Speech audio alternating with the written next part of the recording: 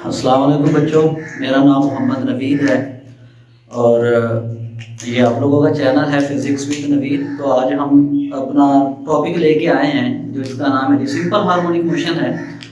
बच्चों, हमने 10th class को स्टार्ट किया था, उसका पहला ही चैप्टर हमारे पास चल रहा है। तो हम सिंपल हार्मोनिक मोशन को पढ़ रहे थे।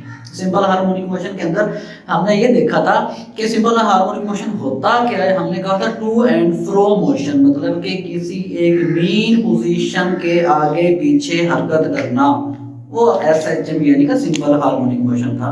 फिर हमने उसको डेली लाइफ के अंदर ढूंढना शुरू कर दिया। पहला हमने देखा जी मैस स्प्रिंग सिस्टम, फिर हमने बॉल एंड बॉल सिस्टम देखा। आज हम इसकी एक और टाइप लेके आ चुके हैं जिसका नाम है जी सिंपल पेंडुलम। सिंपल पेंडुलम इसकी एक आम डेली लाइफ की एग्जांपल ले लें तो जो बच्चे होते हैं वो झूला झूल रहे होते हैं। तो झूला होता है एक फिक्स पॉइंट के साथ बंधा होता है, उसके नीचे एक झूला लगा दो तो बच्चे ऐसे झूला झूल रहे होते हैं। ठीक है, वो जो झूला होता है वो आपकी एक सिंपल पेंडुलम की एक एग्जांपल है। तो इसी तरह जो है घड़ियों के अंदर जो है पेंडुलम लगे होते हैं, वो भी इसकी एग्जांपल है। तो इसका भी हमारी डेली लाइफ के अंदर जो है ना वो बड़ा अमल दखल है, यूज हो रहे होते हैं। तो आज हमने जी सिंपल पेंडुलम के बारे में पढ़ना है कि ये इसको आपने कैसे यूज करना है, इसका टाइम पीरियड कैसे निकालना है, इसकी फ्रीक्वेंसी क्या होती है। तो इनकी ये टर्म्स वगैरह हमने पढ़नी है। तो सबसे पहले हम आते हैं अपने सिंपल पेंडुलम की डेफिनेशन के ऊपर, इसके इंट्रोडक्शन के ऊपर कि सिंपल पेंडुलम होता क्या है। तो हम इसका इंट्रोडक्शन करेंगे।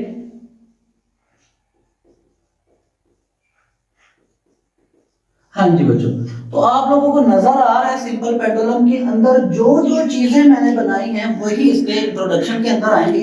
तो आप लोगों ने घबराना नहीं है, इसको अच्छे से सीखना है, जरा एक्टिव होके बैठना है। तो हमारा जो सिंपल पेंडुलम है इसको कहते हैं कि an ideal simple pendulum consist of, किन किन चीजों पे कंसिस्ट होता है जी। ये आपके पास एक स्मॉल मेटेलिक हैवी बॉल होती है। पहले नंबर पे क्या है जी, small metallic heavy ball. Heavy ball होती है जी पहले नंबर पे। दूसरे नंबर पे इसके पास क्या होती है, एक स्ट्रिंग होती है, ये रस्सी होती है। ठीक है, दूसरे नंबर पे है जी मैसलेस जो आप कहते हैं a light string attached to ball, इस गोली के साथ बंधी होती है। ये मैसलेस होती है, बहुत ही बारीक सी। यहाँ पर मैंने लाइट वर्ड यूज किया। लाइट का मतलब रोशनी नहीं है बच्चों, यहाँ पर इसका मतलब है पतली सी आपने एक स्ट्रिंग, पतला सा धागा आपने बंधा हुआ है एक बॉल के साथ, एक गोली के साथ, जिससे आपका जो है सिंपल पेंडुलम जो है वो बना है। अच्छा, एंड पे क्या है, इसको बांधा गया है एक फिक्स्ड और फ्रिक्शनल सपोर्ट के साथ, इसको बांधा गया है, इसको सस्पेंड किया गया, suspended through a fixed and frictionless support. तो बच्चों ये इन चीजों के साथ बना होता। आप देखिएगा इसके अंदर कोई भी मुश्किल बात मैंने नहीं बोली। जैसा ही हमने पेंडुलम बनाया था वैसे ही हमने उसको इंट्रोड्यूस करवा दिया, उसकी डेफिनेशन हमने लिख दी। हमने क्या कहा कि an ideal simple pendulum consist of small metallic heavy Bob. एक हैवी सी बॉब होती है, भारी सी वजनी सी होती है, और इसको आगे बांध दिया जाता है एक स्ट्रिंग के साथ, अ लाइट स्ट्रिंग। आपने रस्सी इतनी बारीक लेनी उसका मैथ हो ही ना, मतलब एक इग्नोरेबल हो।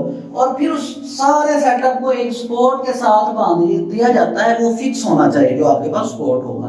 तो ये आपके पास सिंपल पेंडुलम की डेफिनेशन थी जो कि वेरी इंपॉर्टेंट। ये हम शॉर्ट क्वेश्चन के अंदर भी पूछ लिया जाता है कि व्हाट इज सिंपल पेंडुलम। तो बच्चों आप लोगों ने ये चीजें लिखनी होती है सिंपल पेंडुलम के बारे में। अच्छा, अब हमने ये देखना है कि ये जो सिंपल पेंडुलम है ये मूव कैसे करता है, ये किस तरह से मूव कर रहा होता है,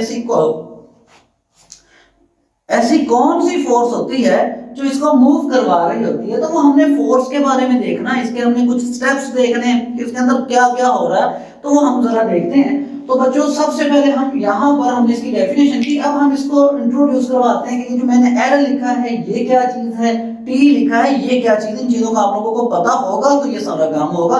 तो अब आते हैं जी हम एल यानी कि लेंथ पे। बच्चों लेंथ क्या होती है ये जरा देखिएगा। लेंथ आपके पास स्पोर्ट से लेके बॉब तक का जो डिस्टेंस है वो आपके पास लेंथ होती है, ठीक है। लेंथ क्या होती है? The distance from support to the bob is called length of simple pendulum. तो ये बच्चों सिंपल पेंडुलम की लेंथ की डेफिनेशन है कि लेंथ क्या होती है? ये वो डिस्टेंस होता है, ये वो फासला होता है कहां से कहां तक? स्पोर्ट से लेके बॉब के सेंटर तक का जो डिस्टेंस होता है आप उसको बोलते हो कि ये लेंथ है जी सिंपल पेंडुलम की। तो उसके बाद मैंने ये टेंशन लिखा हुआ है, ये टी लिखा हुआ, तो टी क्या है जी? यहां पर टी टेंशन होगा। टी क्या चीज है जी? टेंशन। इसको टी से रिप्रेजेंट किया जाता है। टेंशन होता क्या है? The force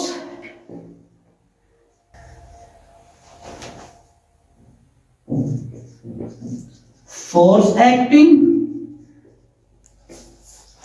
on a ball is called tension यानी कि P।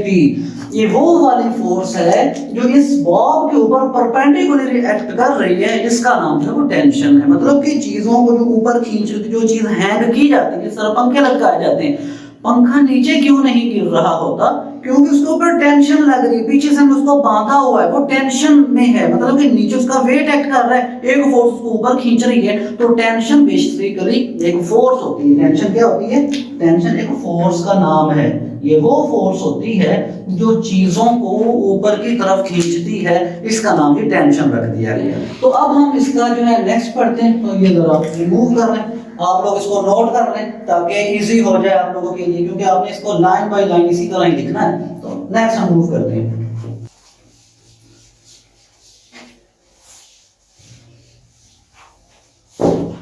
जी बच्चों, अब हम आते हैं जी नेक्स्ट इसके ऊपर कि ये जो है आपका पेंडुलम है, ये मूव कैसे कर रहा था, आपने इसको मूव कैसे करवाना। तो ये जरा देखिएगा। स्टार्ट में क्या होता है कि हमारे पास बॉब जो है यहां पर यानी कि सेंटर, ये स्पोर्ट था आपके पास, हमने इसको ऐसे बांधा हुआ है। यहां पर जो है ये रेस्ट में है, ठीक है। ये आपके पास जो मैस है, ये जो बॉब है, ये जो गोली है, यहां पर रेस्ट में, आपने इसको बांध के छोड़ दिया। फिर आपने क्या किया? इसको पकड़ा, पकड़ के इधर लेके चले गए, इस पॉइंट ए के ऊपर चले गए। इस पॉइंट ए के ऊपर जैसे ही आप इसको छोड़ेंगे, लीव करेंगे, तो ये क्या होगा? इसके ऊपर एक फोर्स एक्ट करेगी तो इसको इस पॉइंट के गिर्द आके पीछे मूव करवाएगी। ये वाला पॉइंट, इसका नाम मैंने रखा हुआ मीन पोजीशन यानी कि ओ रखा हुआ है। इसी पॉइंट के आगे पीछे इस तरह मूव करता रहेगा, हरकत करता रहेगा। अब हमने आना है कि ये इस तरह क्यों मूव कर रहा है, कौन सी फोर्सेस इसके ऊपर एक्ट कर रही हैं। तो बच्चों को हमने पहले ही पढ़ा था कि इसको मूव करवाने के लिए दो चीजों की जरूरत होती है। एक की हमें जरूरत होती है रिस्टोरिंग फोर्स, और बच्चों दूसरी चीज आपके पास है इनर्शिया। जी, इनर्शिया से तो आप वाकिफ हो गए होंगे। आज हमारा तीसरा लेक्चर है जी इनर्शिया और रिस्टोरिंग फोर्स के ऊपर। रिस्टोरिंग फोर्स क्या होती है? अभी मैंने एग्जांपल दी है कि जैसे ही आप इसको मूव करवा के पॉइंट ए के ऊपर लेके जाओगे, इसके अंदर जो फोर्स स्टोर हो जाएगी, तो इस फोर्स को वापस ओ की तरफ लेके आएगी, वो है जी रिस्टोरिंग फोर्स। और इनर्शिया क्या है बच्चों? चाहिए था कि जैसे आपने उसको लीव करवाया, यहां से छोड़ा, इधर रुक जाना था इसने, लेकिन ये रुकेगा नहीं। इनर्शिया इस ऑब्जेक्ट का मोशन मेंटेन करवाता है, इसका जो मोशन है, जो मूविंग फॉर्म है, उसको कंटिन्यू करवाता है। वो है जी आपके पास इनर्शिया है। इनर्शिया ये चाह रहा होता है कि जो ऑब्जेक्ट है ये इस मीन पोजीशन के इर्द गिर्द हरकत करता रहे, मूव करता रहे, इसका नाम है जी इनर्शिया। ठीक है बच्चों। तो रिस्टोरिंग फोर्स की थोड़ी सी दोबारा फिर आप सुन लें कि रिस्टोरिंग फोर्स की वजह से ये कंपोनेंट जो है ये वापस आएगा। ये क्या करते हैं कि bring back to its mean position. Mean position के ऊपर दोबारा इसको वापस लेके आ जाएगा कि आपके पास जो है ये रिस्टोरिंग फोर्स को वापस लेके आएगी। तो इस चीज जी बच्चों, अब हमने ये चेक करना है कि इसको कौन से वाली फोर्स जो है वो इसको मूव करवा रहे मीन पोजीशन की तरफ। तो बच्चों आपने जरा इसके कंपोनेंट्स बनाने हैं, इसके हिस्से बनाने हैं। अब जरा देखिएगा कि यहाँ पर जो है ना ये सीधा सीधा खड़ा है, ठीक है, इसका वेट नीचे की तरफ एक्ट कर रहा है, स्ट्रेट लाइन जो इसकी आपको लेंथ नजर आ रही है। लेकिन जैसे ही आप यहां पर पहुंचेंगे तो इसने क्या बना लिया जी, एंगल बना लिया, एंगल बना लिया इसने सपोर्ट के साथ। जब जो एंगल बन जाता है तब जो है आपके पास इसके कंपोनेंट्स बनाने पड़ते हैं, फोर्स के कंपोनेंट्स बनाने पड़ते हैं कि कौन से वाली साइड पे ये जा रहा है, क्या ये एक्स एक्सिस पे जा रहा है या वाई एक्सिस की तरफ जा रहा है। तो हमने कंपोनेंट देखने, तो उनसे पहले आपको ये देखना पड़ेगा कि इसका वेट किधर एक्ट कर रहा है। तो बच्चों ये जहां मर्जी जाएगा इसका वेट जो है वो हमेशा जमीन की तरफ ही होगा। इसका मतलब ये नहीं कि इसका वेट ऐसे तिरछा हो जाएगा, बिल्कुल भी नहीं। इसका वेट बच्चों नीचे ही होगा, जिस तरह हमने पहले बनाया था वही वाला इसका वेट होगा। ये W इसका नीचे ही है, ठीक है। अब हमने ये देखना है वेट का कौन सा हिस्सा मीन पोजीशन की तरफ आ रहा है, उसको हमने चेक करना है। तो इसके बच्चों आपने कंपोनेंट्स बनाने हैं, इसको रिजॉल्व कर लेना है, इसके दो हिस्से बना लेने। आपने ये देखना है कि कौन सा पोर्शन अलोंग एक्स एक्सिस है और कौन सा पोर्शन अलोंग वाई एक्सिस है। तो उसके लिए आपको क्या करना पड़ेगा, इस लाइन को आपने सीधा आगे की तरफ मूव करवाना है। ये सीधे आगे आ जाएगी ये लाइन जो आपके पास टेंशन वाली फोर्स आ रही थी। दूसरा आपने क्या किया कि यहां से इसको ऐसे मिला देना है। तो इसका हमने इसके ऊपर एक नॉर्मल ड्रा किया, नॉर्मल वो सीधी जो लाइन आ रही थी, ठीक है। फिर हमने इसको यहां से ऐसे मिला दिया। तो अब बच्चों यहां पर अगर ये एक एंगल बन रहा है तो बिल्कुल उसके जैसा भी इधर ही एक एंगल बनेगा जिसका नाम है थीटा, ठीक है। अब हमें क्या, ये जो कंपोनेंट है, ये जो ब्लैक वाला, ये वेट का कंपोनेंट है। यहां पर आपके पास जो वेट वाला वेक्टर आ रहा है तो इसके आपने दो कंपोनेंट्स बना दिए। अब आपने इनको नाम देना है बच्चों। जो एंगल के बिल्कुल सामने होता है आप उसको बोलते हो कि ये उसका वो कंपोनेंट है जो साइन को फॉलो कर रहा होता है, मतलब कि साइन फंक्शन होता है। ये सामने वाला कौन सा है जी, ये साइन थीटा आ जाएगा। एंगल के बिल्कुल सामने वाला क्या होता है, साइन थीटा होता है, ठीक है। एंगल के बिल्कुल साथ वाला, पड़ोस वाला, वो कौन सा होता है, वो होता है जी आपके पास वेट का कॉस कंपोनेंट, कॉस थीटा, ठीक है। अब हमने आना है कि कौन सा वाला इसको मूव करवा रहा है, W cos थीटा मूव कर रहा है या W sin थीटा मूव कर रहा है। तो बच्चों आप जरा गौर से देखिएगा, अगर W sin cos theta move कर रहा हो तो इसका मतलब है आप इसको खींच रहे हो अपनी तरफ, खींचना नहीं है अपनी तरफ। हमने क्या करना है, इसको मूव करवाना है, मूव।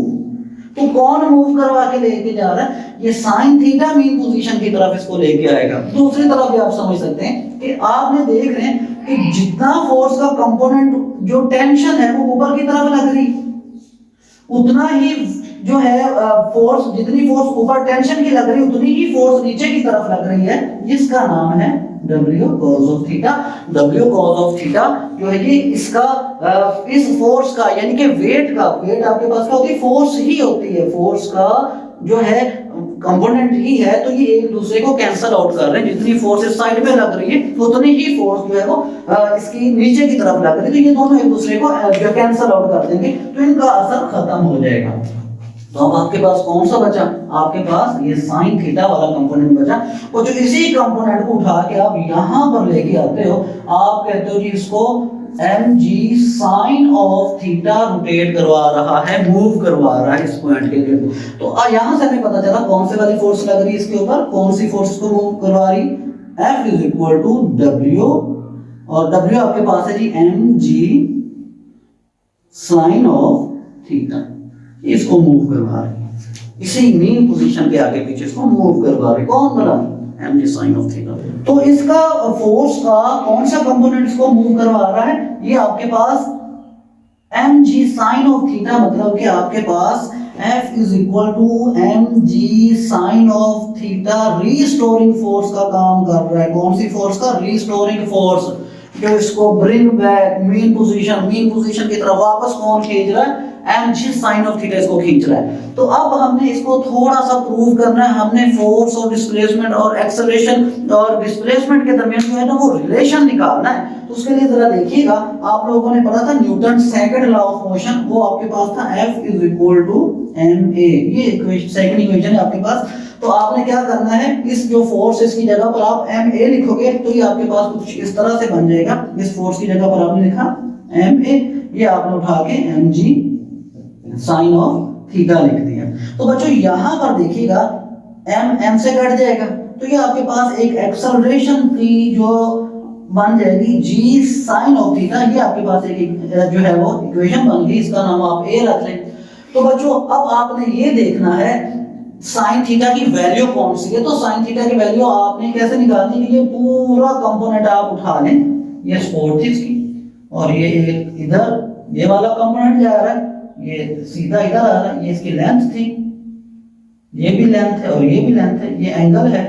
और ये देखो बच्चों यहां से यहां तक जो ये डिस्प्लेसमेंट कवर करेगा उसका नाम है जी x, ठीक है। तो आप यहां से sin थीटा, ये सामने वाला x आ जाएगा, sin थीटा की आप वैल्यू निकाल सकते हैं। sin थीटा बच्चों आपके पास होता है परपेंडिकुलर ओवर हाइपोटेन्यूस। परपेंडिकुलर आपके पास है जी सामने वाला x है, और हाइपोटेन्यूस इसके पास है जी l, ये वाला जो पोर्शन आप मर्जी ले लें, इनमें से ये हाइपोटेन्यूस है, ये इसके पास जो है वो परपेंडिकुलर है। तो आप साइन थीटा की वैल्यू यहाँ पर पुट करेंगे तो आपके पास ये कुछ इस तरह से बन जाएगा जी, और ये साथ आ जाएगा x over l, sine theta की जगह पर आ जाएगा x ओवर l। तो बच्चों यहाँ पर देखिएगा तो आपके पास l जो है लेंथ इसकी कांस्टेंट है, यानी कि जितने मर्जी ये झूले ले ले बॉब जो है ये लेंथ ना तो बड़ी होगी ना ही छोटी होगी, इसने एक जितना ही रहना है। तो लेंथ कांस्टेंट है, कांस्टेंट मतलब सेम एक जैसा रहना है। और g जो है ये एक्सेलरेशन ड्यू टू ग्रेविटी है, ये भी जिस जगह पर आप एक्सपेरिमेंट परफॉर्म कर रहे होंगे वहां पर ये कांस्टेंट है, ठीक है। तो ये दोनों चीजें जब कांस्टेंट होंगी तो आपके पास ये रिलेशन बन जाएगा, a का डायरेक्ट रिलेशन होगा x के साथ, या आप इसको ओरिजिनल फॉर्म में लिखेंगे, इसका डायरेक्ट रिलेशन होगा माइनस x के साथ। तो बच्चों ये वही वाला रिलेशन है जो हमने मैथ स्प्रिंग सिस्टम में निकाला था कि जो एक्सेलरेशन है वो डायरेक्टली प्रोपोर्शनल थी माइनस x के साथ। अब माइनस मैंने क्यों लगाया, माइनस मैंने डायरेक्शन के लिए लगाया, नेगेटिव साइन किसके लिए, नेगेटिव फॉर डायरेक्शन, सिमत के लिए बच्चों। अब डायरेक्शन में क्या है, हमने ये कहा था कि जैसे जैसे डिस्प्लेसमेंट इंक्रीज होगा, आप इसको खींचोगे फोर्स लगा दें और ये इंक्रीज हो रहा है, जैसे जैसे डिस्प्लेसमेंट इंक्रीज होगा वैसे वैसे क्या होगा, इसके अंदर एक्सेलरेशन भी प्रोड्यूस होगा। जितना ज्यादा दूर लेके जाओगे उतना ज्यादा एक्सेलरेशन आएगा, लेकिन एक्सेलरेशन और डिस्प्लेसमेंट की जो डायरेक्शन है वो अपोजिट है। आप डिस्प्लेसमेंट को आगे लेके जा रहे हो, एक्सेलरेशन की जो पोजीशन होगी, एक्सेलरेशन की जो डायरेक्शन होगी वो मीन पोजीशन की तरफ होगी। एक्सेलरेशन जो होगा वो उसी साइड पे होगा जिस साइड पे रिस्टोरिंग फोर्स होगी, मतलब कि एक्सेलरेशन मीन पोजीशन की तरफ होगा, ऑब्जेक्ट को मीन पोजीशन की तरफ लेके आ रहा होगा, तब एक्सेलरेशन प्रोड्यूस होगा। इन दोनों के दरमियान जो है वो नेगेटिव साइन जो है वो जस्ट फॉर डायरेक्शन के लिए होता है। बच्चों नेक्स्ट जो है इसके बाद जो कैलकुलेशंस रहती हैं वो हम अपने नेक्स्ट लेक्चर में शामिल करते हैं। तो तब तक के लिए आप जो हमारे चैनल को सब्सक्राइब करें जी, लाइक करें, ताकि नेक्स्ट आने वाली वीडियो आप तक पहुंच सके जी। अल्लाह हाफिज।